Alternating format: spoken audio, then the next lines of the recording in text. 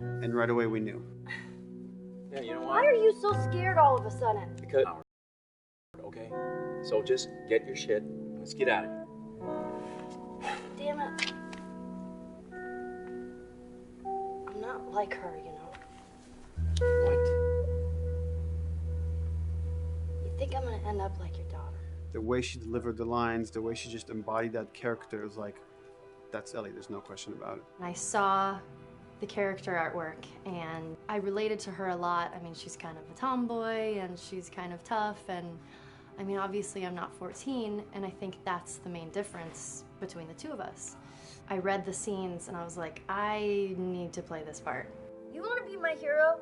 Forget the whole bit about saving my life. Buy me a stack of these bad boys instead. Where'd you get that? Back at Bill's. I mean, all this stuff was just lying around. And then once we had her, we said, okay, well, we're going to do another round. And we're going to have Ashley this time in the casting sessions. The chemistry of these two characters was imperative to get right. Troy was a really interesting casting for Joel, because when you see Troy, he doesn't look like Joel at all. You know, he's so handsome and he had like, you know, the frosty hair and totally looked like Final Fantasy. And so I'm like, yeah, I don't know. He's like this tall, pretty. It didn't seem right. I walked into the room fully aware that I was the youngest person that they were seeing for this role. There was a line that was in the audition side that says that Joel has few moral lines left to cross.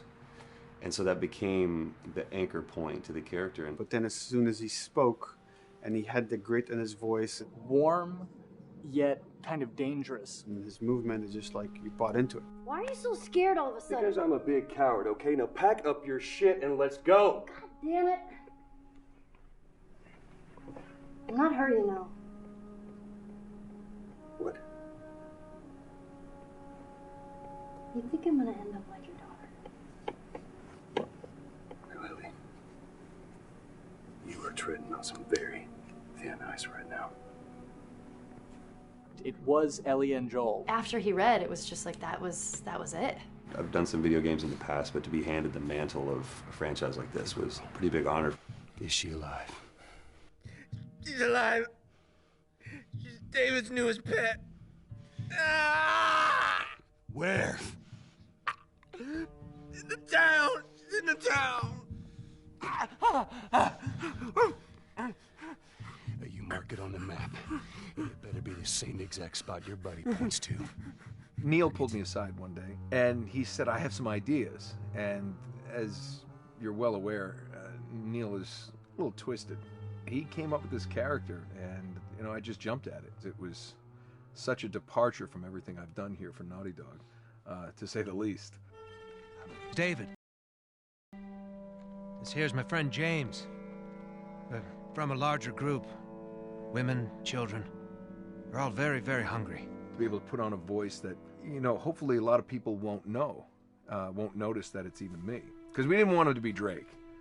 Drake eating people, that's a whole nother game. How did you put it? Tiny pieces. See you tomorrow, Ellie. You know, certain voices that I can do wouldn't fit the David's artwork, but he showed me the art, and I said maybe it's something like this, where everything's, you know, it's very quiet. And just, you know, he's not really sure, and the voice can break a little. And he just looked and goes, yeah, that's it. So I'd love to tell you, we hashed it over and we talked. No, it just, I looked at the picture and I tried something. He said, yeah. A few weeks back, I sent a group of men out a nearby town to look for food. Only a few came back. And turns out that the others had been slaughtered by a crazy man. And get this, he was with a little girl. You see, everything happens for a reason. Claire. Ashley, she brought humor to it. She just has some really great comedic timing. The way she reacts to the things around the world with a little bit of sarcasm, that teen kind of like trying to get a rise out of you. Now watch your step as you're going out, because it's going to be a little... It just brought a certain levity to the story that the story needed. You didn't even realize it needed it until she started doing some of that stuff. Oh, I'm sure your friend will be missing this tonight. Mm-hmm. It's light on the reading, but it's got some interesting photos. Now, Ellie, that ain't for kids. Whoa! How the hell would he even walk around with that thing? Get rid of that. Well, hold your horses. I want to see what all the fuss is about. Oh, why are these all stuck together? I'm just fucking with you. Bye-bye, dude. Throughout the course of shooting over these past couple of years, Ellie and I have kind of morphed into each other, which I know sounds so cheesy. Neil always asks, he's like, well, what would you do in this situation? I think the most important thing that Ashley brought is a sense of capability to Ellie's character that wasn't there in the beginning. The very first thing we shot involved her being pulled out of a car and attacked, and Joel is supposed to go save her. It was written that Ellie sort of was just kind of watching on the side, just waiting till he was done, and I was a little frustrated because I was like, well, if this were real life, I would do something. We did a couple takes, and at some point she walked up to me and she said, I feel like I'd hit him. So we added in a part, like, right there off the bat, she's not just this damsel in distress. Right there, she wanted to fight back from her very first day of shooting. We didn't have it right initially. She needs to be more capable than initially we thought she would be, and actually that made us go back and rethink combat and rethink a lot of the areas in the game, and now she was going to take a much more active part.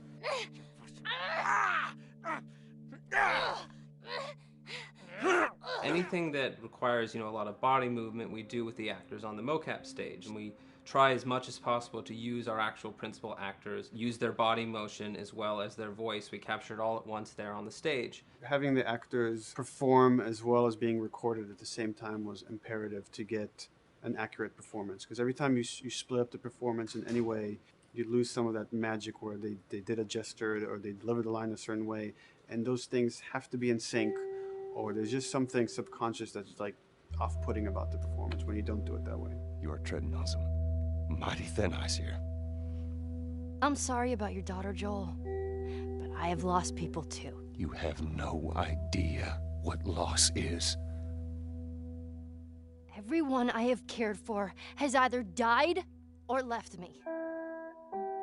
Everyone fucking except for you. So don't tell me that I would be safer with someone else, because the truth is I would just be more scared. It gives you the most authentic, most realistic performance, because you're actually there, not just making your own choices, but making your own choices based on the other people that are involved in that scene. So you get this truly natural approach to things, and it shows up. Around, you can do anything from any angle, and the smallest, most subtle thing we'll be able to pick up. There's no place to hide. So you have to be as prepared as possible, because you have no idea which moments they're going to use. There are these little improv moments and little nuances that you get that probably isn't scripted, that just comes out of play, while they're performing. That mistake that is just blossomed into a really good idea. Did we improv on The Last of Us? Yes. Yes, we did. Doing this was a whole lot like being 5, playing in the backyard with a stick, and this is my machine gun, and and a pine cone is my hand grenade. It's all your imagination. I'm doing the exact same shit that I did 45 years ago. I just get paid for it now. We square. We're square. And get the fuck out of my town. I don't do a lot of voiceover work, so for me it was nice to be able to work off of your other actors. I can't imagine it working any other way. I'd never done mocap before. I didn't know what to expect. The suits were crazy. Yeah, the suit gave me wedgies. Like, deep wedgies that I had to pick out with my middle finger. Too much information. Just how damn sexy I look in a motion capture suit.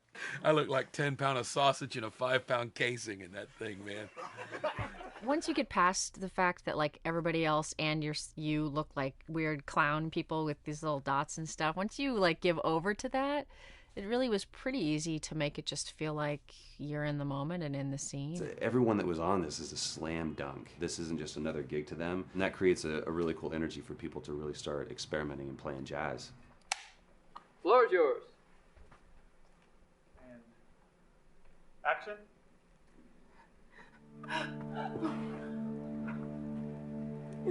Get the fuck off! Hey! Oh, let her go. Don't worry, this is fixable. But I can't come with you. Well, then I'm staying. Ellie, I want Joel to watch over her. Oh, no, no, no. Bullshit, I Absolutely. Ellie. This has gone too. I could just take her to the North Tunnel and wait for me there. Jesus Christ. Just cargo, Joel. How do you know them? You know, we craft the scene out until it has a good feel, and then we pass it off to animation to clean it up. Real life motions don't necessarily always translate into gameplay. There's something that's usually missing, so we have to, you know, maybe enhance the gesture or enhance the shoulder movements or a breath that you want to be able to feel, but you don't really see it, so you can't really feel it unless you see it. Is everything all right? Yeah, everything's fine. I could have him lean in here a little bit more, like this, take his hand down. When they're on stage, they don't necessarily have windows, you know, so that weight of like really pushing and leaning in, it's something that we would have to accentuate. You know, give him a little bit more weight on that turn, or put his head down a little bit more. There's a lot of dialogue that gets said between the two characters. We have to bring that alive through animation, and we have what we're using as gestures. Why would they mow down all these people? Can't let everyone in. If you turned off the sound, you'd know that they were talking to each other. And that really helps accentuate the relationship that the two have together. We have certain animations that play in the beginning of the game on Ellie. She's traveling with Joel, who she doesn't really know. There's a lot of gestures to make her look nervous, just her overall stance. Later on in the game, they develop a relationship through the animation, not just the dialogue. You can see that she's more comfortable around him. If that reads well with the player, then, you know, we're doing our job.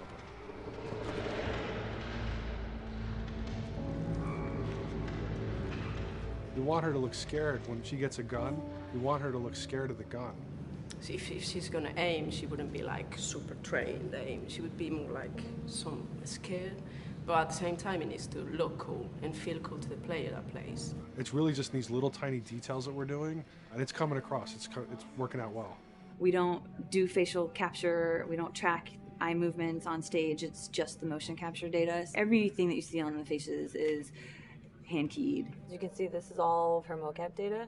And so when I'm doing something like this, I go back and forth to the performance that she was giving, and I watch just this section over and over and over again. So this is our default face, where I can make everything super extreme and make her all squinty and angry, turn her frown down.